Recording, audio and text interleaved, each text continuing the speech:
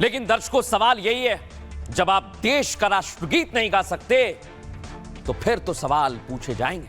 बहरहाल आगे बढ़ेंगे। आज एक और बड़ी खबर आपको दिखा रहा हूं और ये खबर है बांग्लादेश से। बांग्लादेश में चुनाव हो रहे हैं, सरकार किसकी बनेगी ये हमारे लिए बहुत महत्वपूर्ण है। दर्शकों, पड़ोसी है लेकिन वहां पर हिंदुओं के साथ क्या किया जा रहा है ये आप जानते हैं। बांग्लादेश में दिखाता हूं दर्शकों में, क्या कट्टरपंथियों का टाइम खत्म हो गया या फिर कट्टरपंथ बढ़ेगा। दिखाइए पहली तस्वीर। बांग्लादेश में आम चुनावों में बड़ी संख्या में लोग वोट कर रहे हैं। याद है तख्ता पलट हुआ था, शेख हसीना के घर पर कट्टरपंथियों ने कोहराम मचाया था और उसके बाद अब बांग्लादेश में चुनाव हो रहे हैं। और आप सोचिए जरा, बांग्लादेश में बमबाजी हो रही है, चुनाव में भी हिंसा हो रही है। दिखाइए फुल फ्रेम, सुनवाइए जरा एम्बियंस।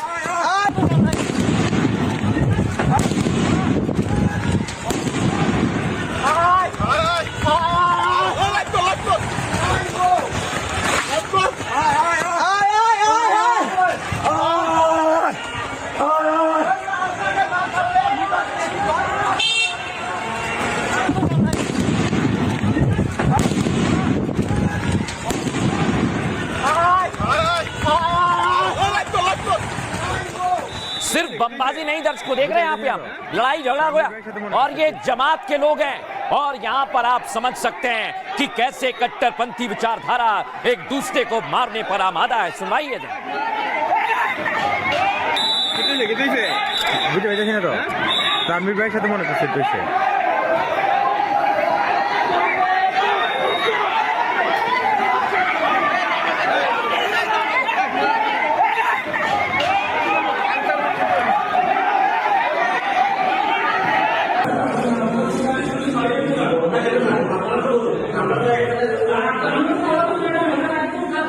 अब दर्शकों, दावा किया गया कि चुनाव में धांधली करने वाला अधिकारी हिरासत में लिया गया। देखिए आप, जमात पार्टी के पक्ष में ये वोट डलवा रहा, धांधली भी होने लगी है वहां पर अभी से।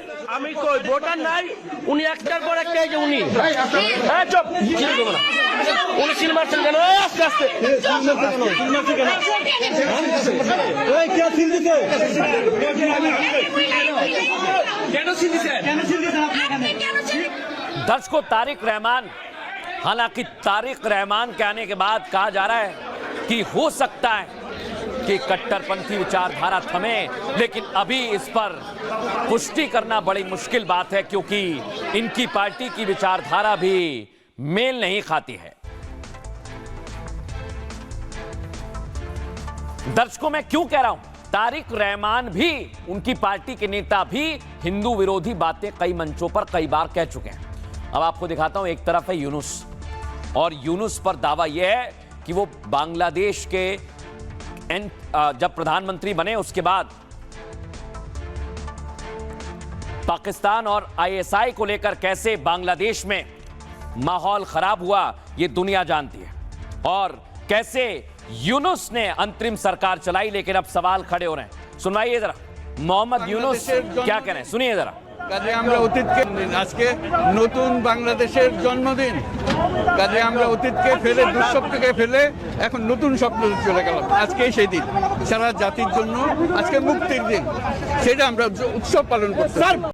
আজকে নতুন বাংলাদেশের জন্মদিন, কাজে আমরা অতীতকে ফেলে, দুঃস্বপ্নকে ফেলে এখন নতুন স্বপ্ন চলে গেলাম। আজকেই সেই দিন, সারা জাতির জন্য আজকে মুক্তির দিন, সেটা আমরা উৎসব পালন করছি।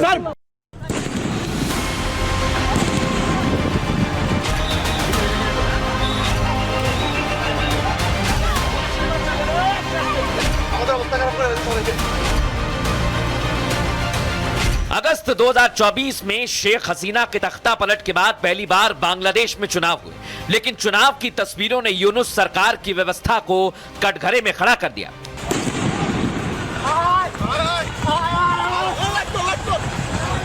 पोलिंग बूथ पर बमबाजी, कार्यकर्ताओं पर खूनी हमला, बैलेट पेपर की लूट, जमात के पक्ष में वोटिंग करते अधिकारी, ऐसी तस्वीरों ने वोटिंग को मजाक बना दिया।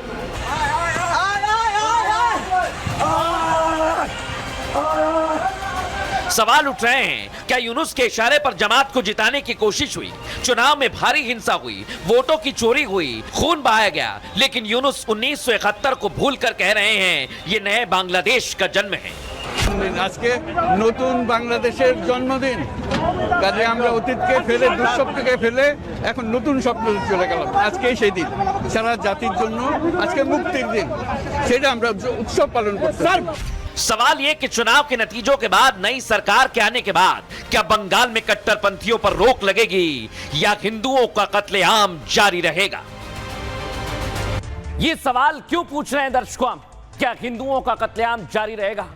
क्योंकि आप देखिए, ये हैं रतन शौकर, साहूकार, जिनकी हत्या कर दी गई है और दिसंबर के बाद से लगातार हिंदुओं को बांग्लादेश में मारा जा रहा है।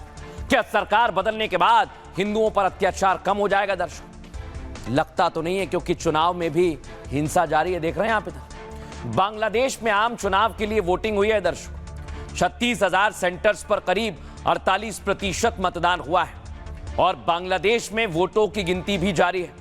आपको बताएं, वोटिंग के दौरान कई जगह पर हिंसा हुई है और जमात और बीएनपी के कार्यकर्ताओं में झड़प की भी खबर है। एक बीएनपी के नेता की मौके पर मौत हो गई। मुशीगंज और गोपालगंज सदर में देसी बम तक फेंके गए। कई सेंटर्स पर चुनाव में धांधली के आरोप लगे हैं और चुनाव अधिकारी जमात इस्लामी की मदद कर रहा था, ऐसा भी देखा गया। कई जगह पर जमात के लोग फर्जी वोटिंग कर रहे थे। समझिए आप इसे। चुनाव में मुख्य मुकाबला बीएनपी और जमात के बीच है दर्शकों। मोहम्मद यूनुस पर जमात को बढ़ावा देने का आरोप है।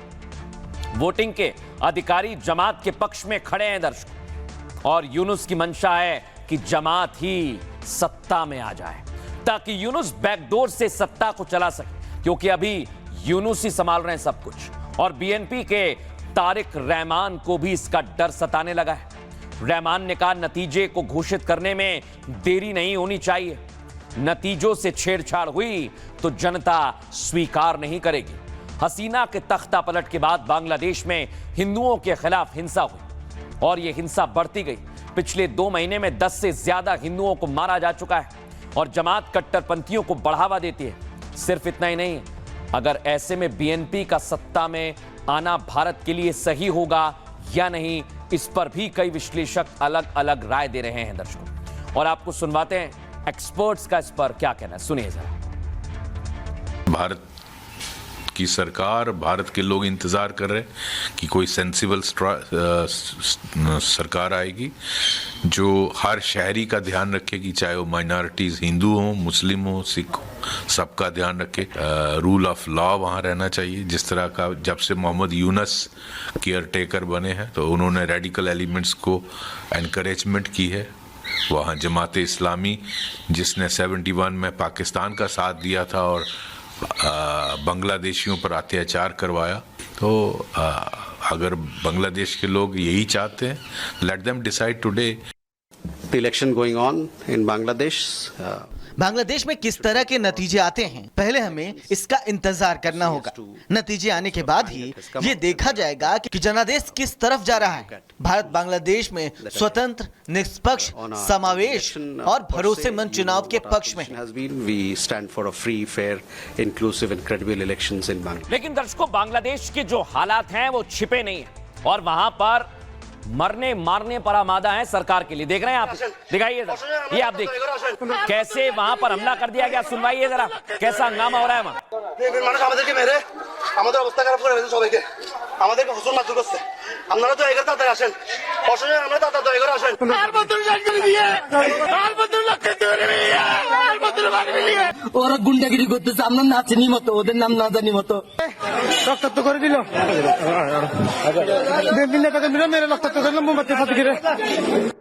মানুষ আমাদেরকে মেরে আমাদের অবস্থা খারাপ করে ফেলেছে, সবাইকে আমাদেরকে হুজুর। अब दर्शकों में आपको बहुत बड़ी चीज बताने वाला हूं, इसे सुनिए ध्यान से, क्योंकि बांग्लादेश में सत्ता परिवर्तन या सरकार का बनना भारत के लिहाज से बड़ा महत्वपूर्ण है, लेकिन पाकिस्तान उसमें अड़ंगा लगा रहा है। दर्शकों, बहुत बड़ी खबर आपको बता रहा हूं। बांग्लादेश में वोटिंग के बाद नतीजों का इंतजार है और इस बीच चुनाव को लेकर आईएसआई की साजिश का खुलासा हुआ है। चुनाव से पहले लश्कर जैश के आतंकी बांग्लादेश में मौजूद रहे। आपको बताऊं मैं, आतंकियों के जरिए कट्टरपंथियों को सत्ता में लाने की कोशिश कर रहा है पाकिस्तान। मुनीर और आईएसआई पता है क्या चाहती है? जमाते इस्लामी को सत्ता मिल जाए। शेख हसीना के शासन में पाक बांग्लादेश के रिश्ते ठीक नहीं थे और हसीना पाक आर्मी और आईएसआई से जुड़े कट्टरपंथियों को बांग्लादेश में एंट्री नहीं देती थी। लेकिन मोहम्मद यूनुस की सरकार ने कट्टरपंथियों को बढ़ावा दिया।